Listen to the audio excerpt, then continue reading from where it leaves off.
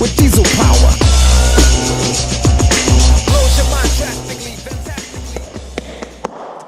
Right, so I'm back in the workshop and we're trying to figure out what happened at the last round with this engine.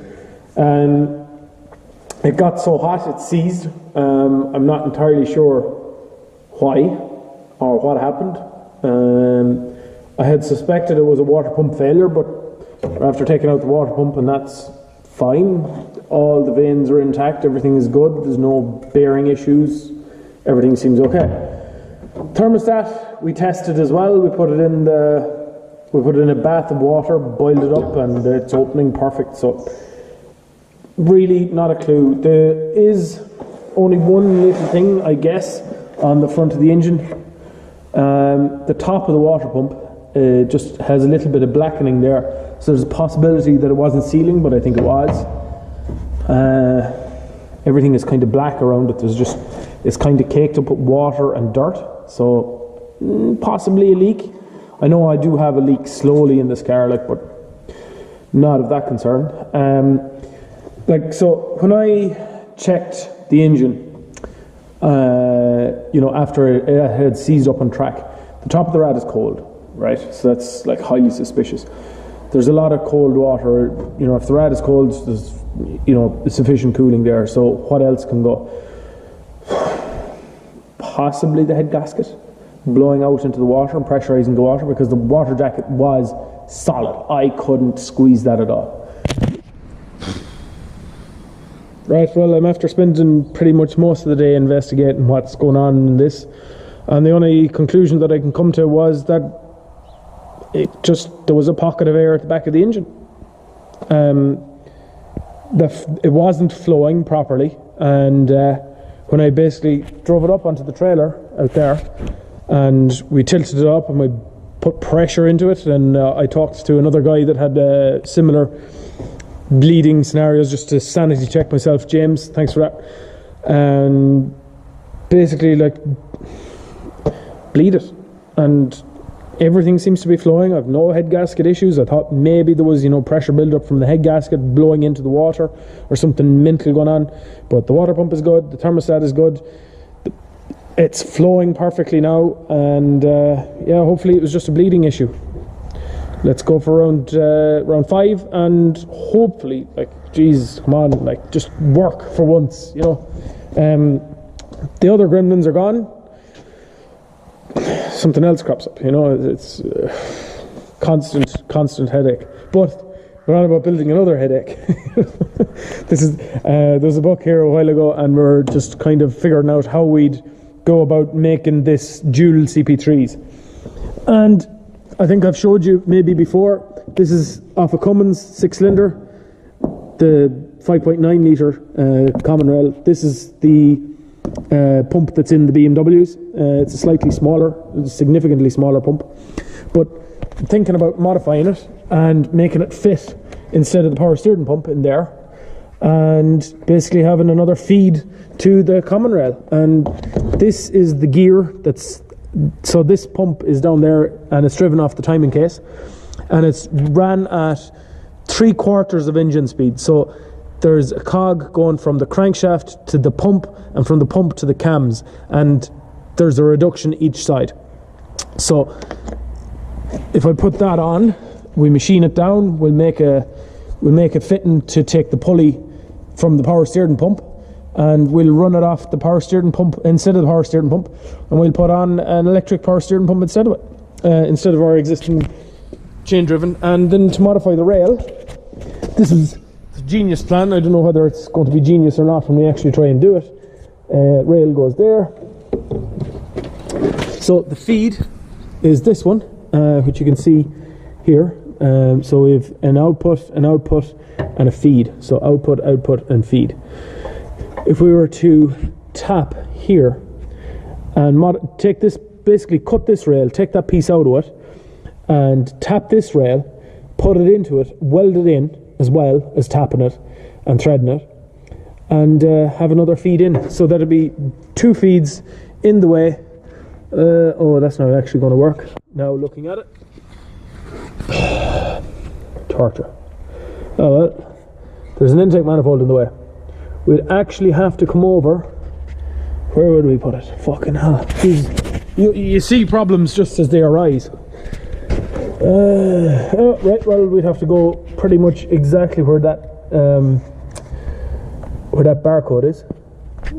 There's a feed position up there. There is. Okay.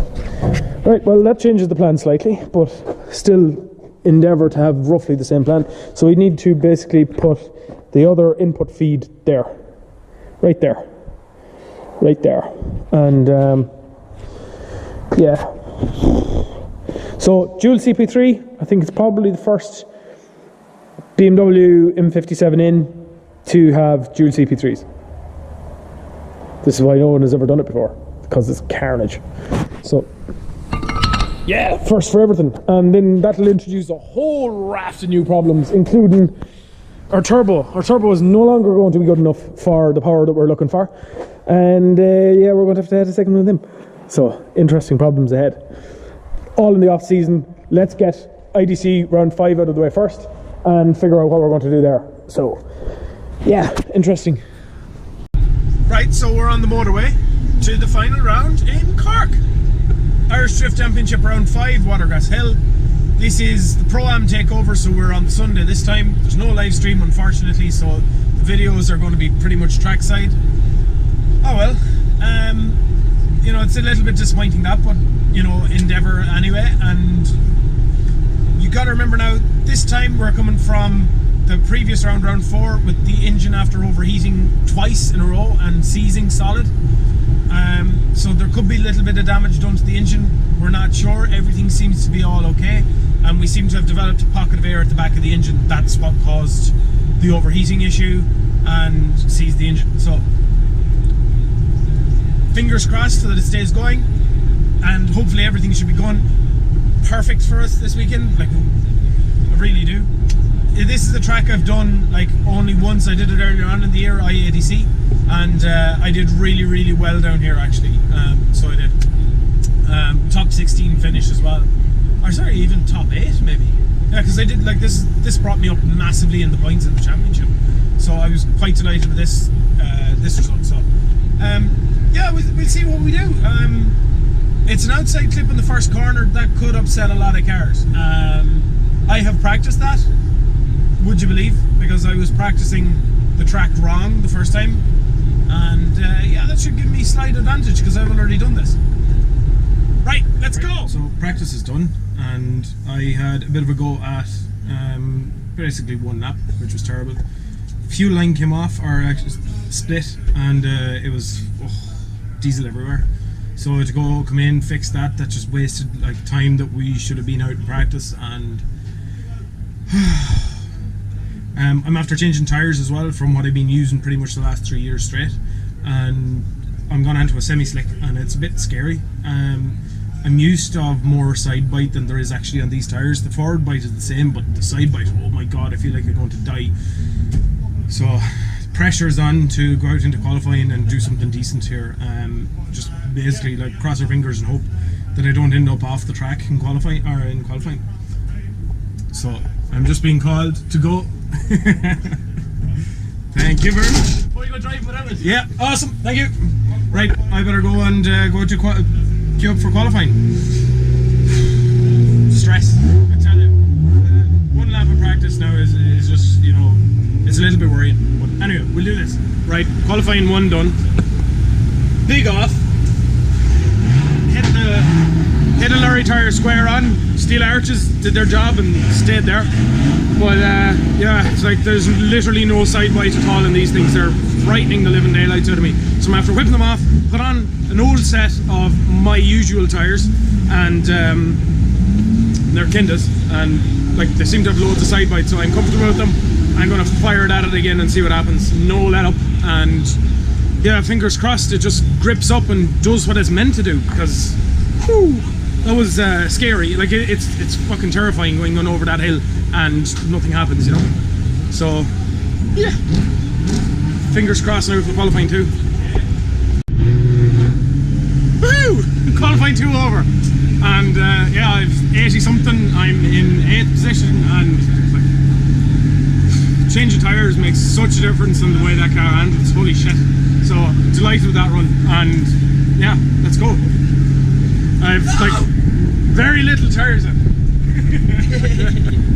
Very little tyres left, very little tread left on these set of tyres, but try and keep them. The rain is coming in, so it might give us a bit of an advantage to keep them on, because no way am I going back to them heaps of shit again. Anyway, right, top 32. Have a look at the video. This is against James Spillane, returning after a 12-month absence from the championship. Both of these guys, one with more track time and one with more experience. Let's see what happens when we throw them in over the hill. Yeah, I think an interesting battle this one when you weigh it up. You know, two guys.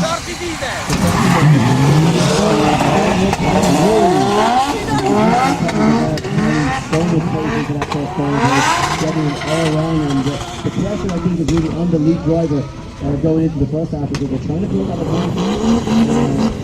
But from my perspective right there, it showed exactly the experience that James Spillane had. He's driven the track enough times in the wet to know how slippery that first corner is. He held back, and it looked almost to me that he was going to be lost because he let Kevin Kagart go so fast. It looked like Kagart was far too eager, went in too fast and couldn't hold it. James Spillane just watched him spin out and said, job done, the first half of the battle. Yeah, when you talk about experience over track time and experience, certainly comes in there, but it is a long circuit, and we've seen it so many times in the past in this little championship. There isn't really a lot I can say about that, is there? It's just, it was raining and I was going too hard. End the story. Well, that's us done for the year anyway. That's round 5 over and end of the Pro-Am Championship. I think I have ended up 28th overall, which isn't great. And I'm going to basically, in the next probably series of videos, possibly even, show you what we're going to do for next year. The little few changes that I want to make in the car. Basically, fueling the greed.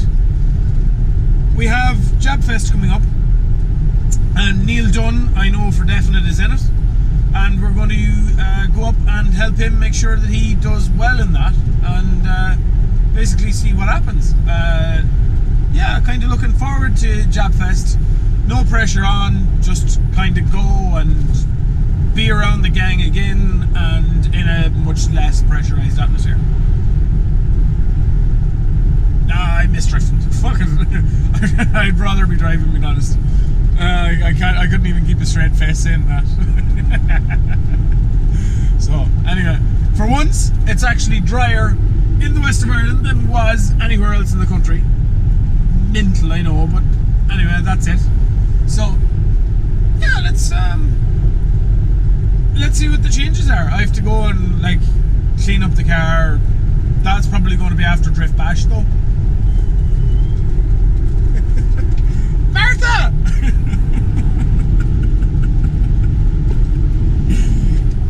Martha's yeah, it's just anyway, it's a girl I used to work with in Valio, mental Hungarian lady.